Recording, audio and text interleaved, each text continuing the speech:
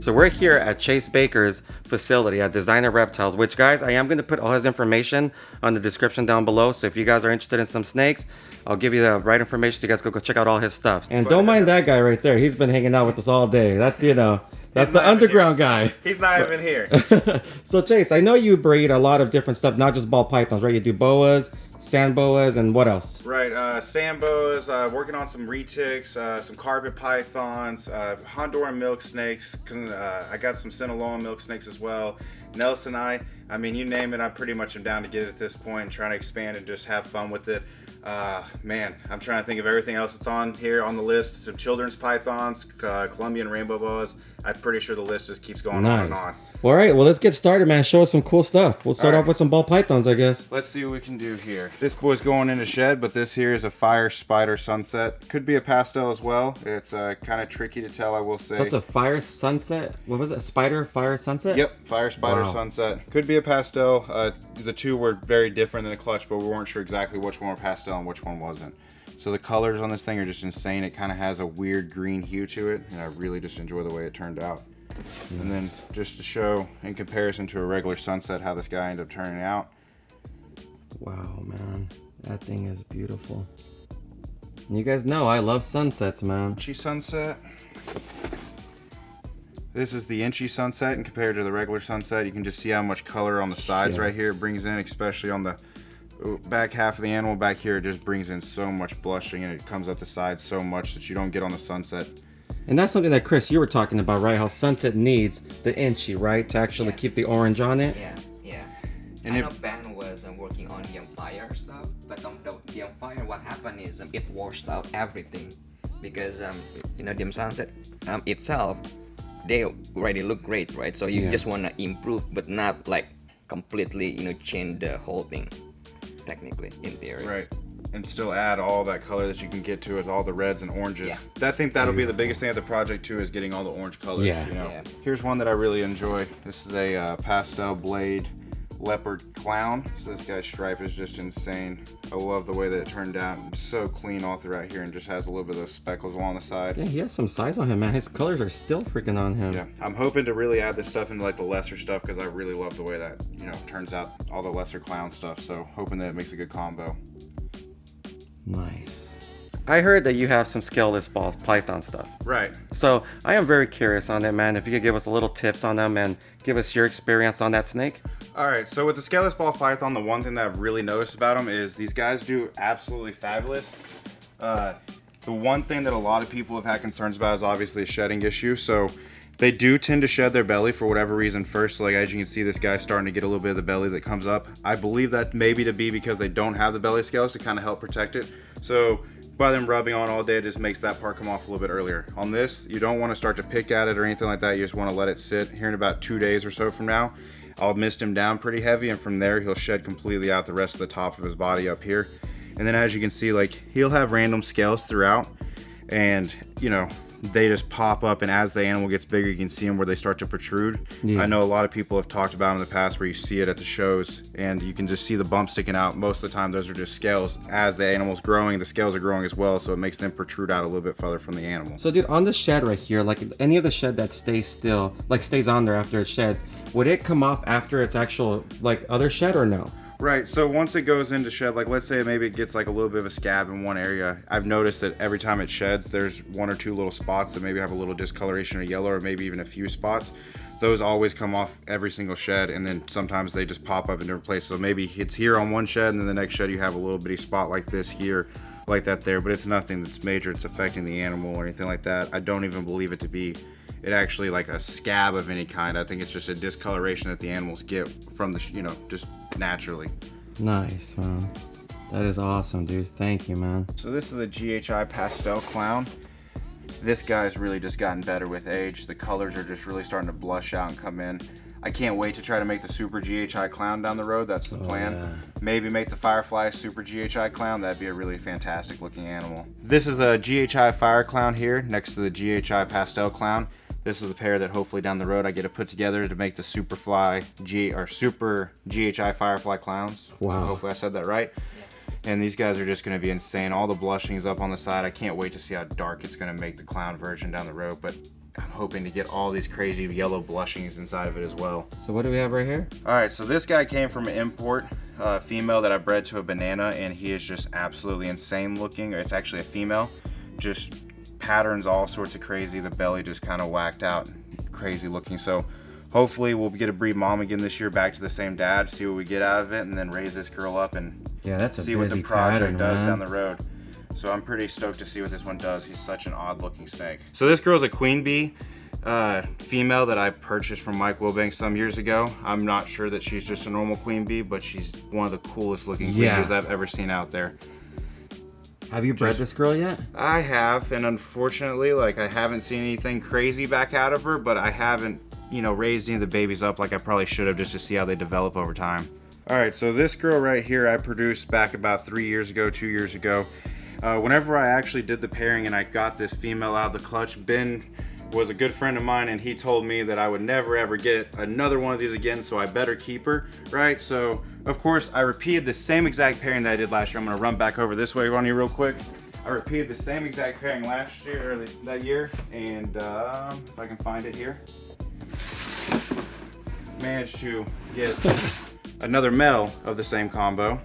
So that was just kind of laughing at him, telling him ha ha, because he doesn't manage to ever hit those odds. And then sure enough, I decided to do the same pairing again, and not only that, I topped it off. I added Inchy into it this time, and got one that has all of the genes plus Inchy.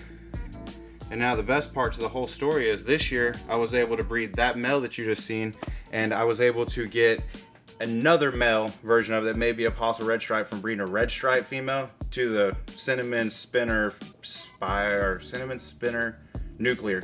Wow. So yeah, that was it's been quite a fun run making them, because they're one of my favorite projects, honestly, to work on. So it's been a very, you know, just and a fun making. Cool history to it too. Right, especially being that I was told I would never make another one. Now, like, I'm just getting multiple of them. Knowing the odds on them are so hard to hit because it's a 5-banger animal. So now that we saw a lot of cool ball pythons, and you guys are probably like, dude, this guy and his ball python. So let's start changing it up a little, and let's see what else he has. All right, so let's see. We can go over some boas here, and then maybe we can hit a couple colubrids and different things like that. So this guy right here is probably one of my favorite. Oh man, of course he's in shed right now. That's so sad. But I'll have to show you some of the babies that this guy's produced last year for me. So this is a Hypo Labyrinth male. Unfortunately, like I said, he's in shed, but his colors are just absolutely insane whenever he's out of shed. He's just such a deep red. And these things start out kind of pale, and as they get old, they just gain so much color on them. All right, so these are the IMG. Ooh, as you can see, this guy's a little feisty. So this is the IMG boas. These guys, they start out completely normal looking, and then with age, they just slowly get all this black, and they eventually turn jet black. They're just phenomenal looking animals. And it's such a cool thing to watch their transformation. I'm gonna tell you right now, this is probably the favorite boa I have seen. This thing is beautiful. They're just insane. Do you have any hatchlings? Unfortunately, I don't have any hatchlings right now. Hopefully this guy will make some more this season and get some out. Here you go. This is a Hypo Key West boa. This girl is produced by Jeff Ronnie over at Boa Flow. And I mean, her pattern is just absolutely perfect for a hypo. The hypos tend to want to break up this tail pattern and not give them that ladder tail look. But man, whenever you do get them to keep it, it just brings in so much color on that tail. So these next few boas are a couple that I got from a good buddy of mine, Tim Easel, over at Imperator Morphs over in Germany. They got imported in a little while back. This is a T-positive Sunglow Jungle, and it is just absolutely insane. Just the colors on it are unbelievable. As an adult, I bet this thing is solid purple here on the sides. Wow. It's just insane to watch. Like, his head is almost just has like a color, you know, you can see the coloration on its head and just that bright yellow spot in the middle. These guys here are also from Tim as well. These are Aztec Motley Pos Het Anery and an Aztec Pos Het Anery, and you can see just how much the Het Anery part influences these animals.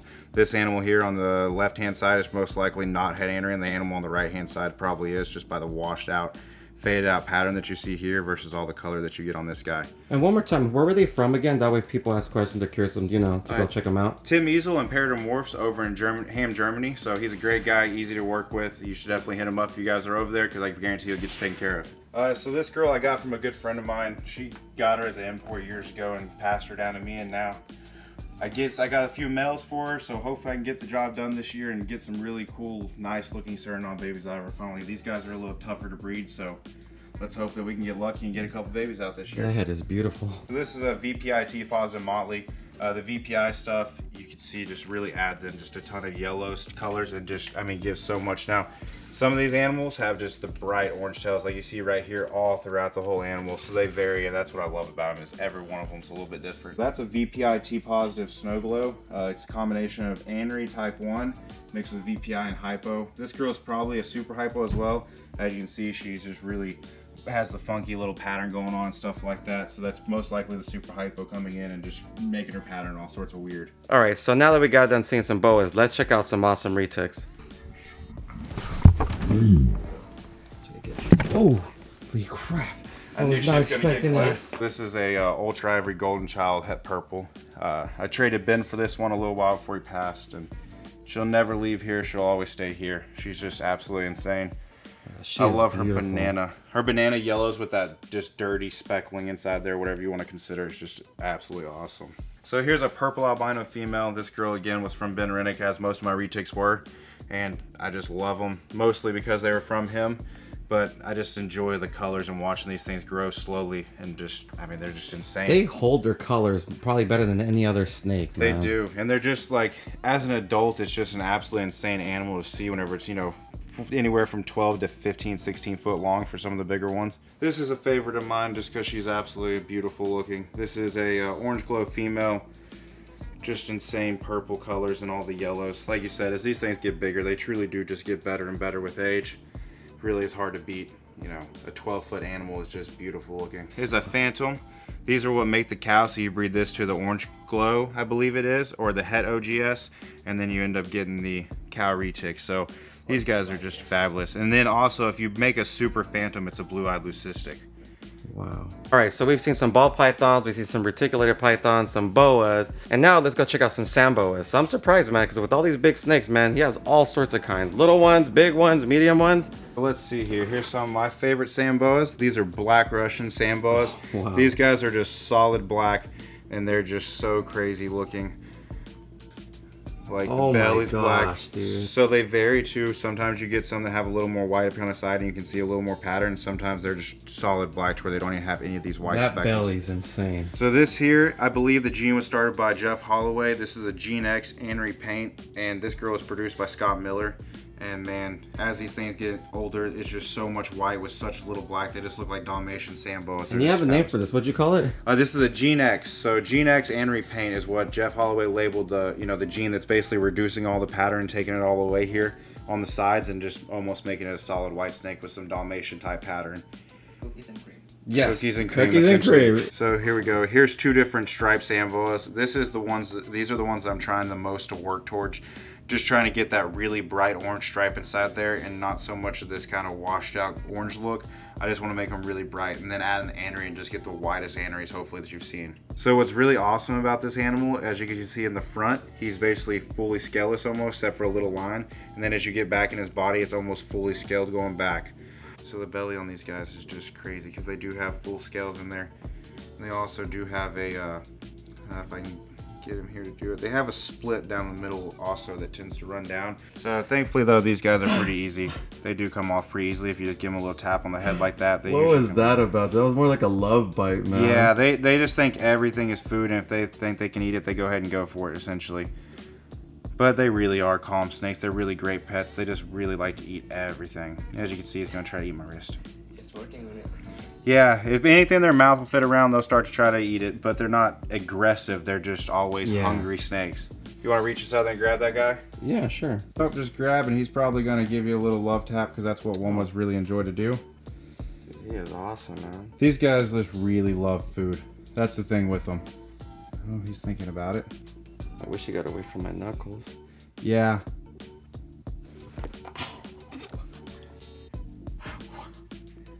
Oh my That's it. Now gosh. she knows you're not food, and now she's like, oh, okay, now I can go back about my day. That was funny, man. I'm surprised she didn't wrap you. These are like usually the ones that do wrap more than anything. Okay, so we have an adult size right here, right? The one that's on me? Right. Well, that's not, I wouldn't say adult size, but that's about 1.5 years old. Okay. And then this right here. Is a fresh baby. This one's probably about maybe 3 months old, give or take. And they will get, the older they get, the brighter they get? Is that what happens?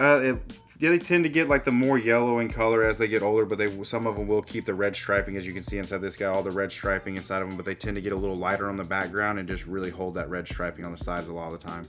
One thing I love about them is just their crazy bellies. Oh, yeah. Just so bright and orange.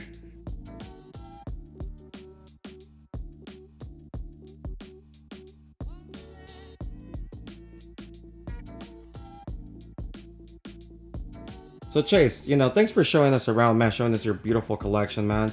Do you mind us telling us how you got into this? And how, like, when did you start? So I was about a freshman in high school whenever I really got into this. I actually purchased a boa at a pet store whenever I was a kid, and man, I just got another, like, we happened to get another one, found out there was a pair, a male and female. We started to breed them, and then ever since then I've been hooked just playing with the little babies and stuff like that. One of the fun stories that I also told Barcheck whenever he was here was me and the girlfriend at the time had taken my mom's car, and we had told her, I didn't have a license at the time, and we just told her we were going to run across the street to the store. We ended up driving 30 minutes up to town, up on the highway, whenever I was 15, to go get a Sambo, and drove all the way back down. So that was what kind of started the Sambo addiction, and then, you know, everything else is just a ton of fun that I enjoy working with. The ball pythons, I got into them slowly, probably about 2010. I started to get some of those 2011, and now, as you can see, I have way too many of them. Not really. I can never have too many. So, but you know. So how long would you say you've been doing this full time? I've been doing it full time since about 2012. 2012. Nice. Yeah, it's basically been, I'm in here every single day from about 8 to 5 p.m. now, and just cleaning snakes, making cells, taking pictures and stuff like that, enjoying the animals that I have and working with them, just going through and looking at awesome stuff. Awesome, man. Thanks again, man. Really appreciate it, brother. Yeah, thank you for coming out.